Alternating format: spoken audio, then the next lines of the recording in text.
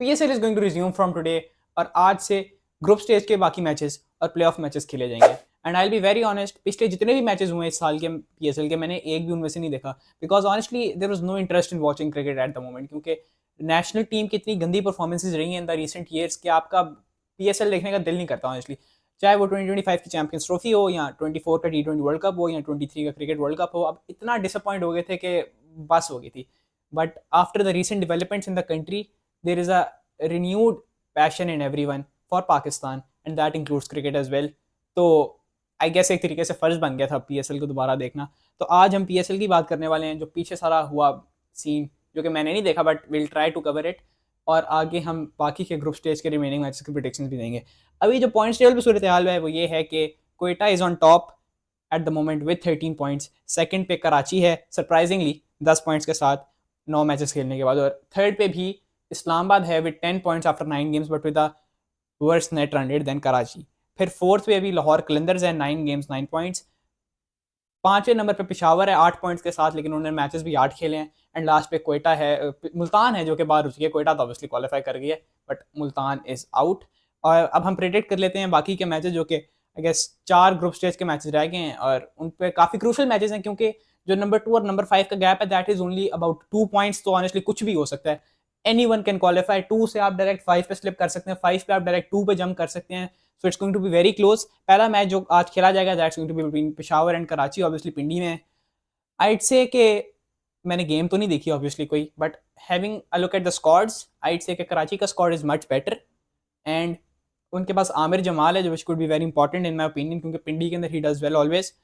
So that's why, because of that one player, I am going to go with Karachi as my winner.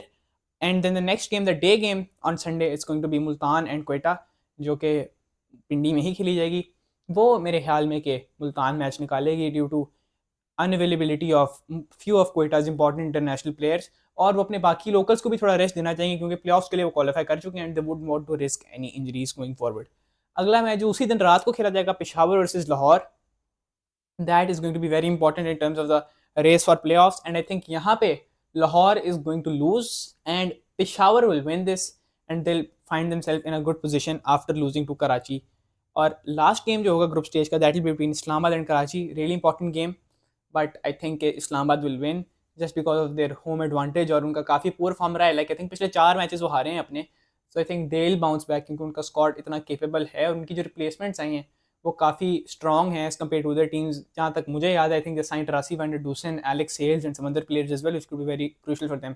तो इसके बाद जो point table की सूरत हाल निकल रही है, Quetta obviously tops with 13 points. उनका तो पहले कंफर्म है, टॉप 2 फिनिश कंफर्म है, but they'll top the table despite losing their final game to Multan.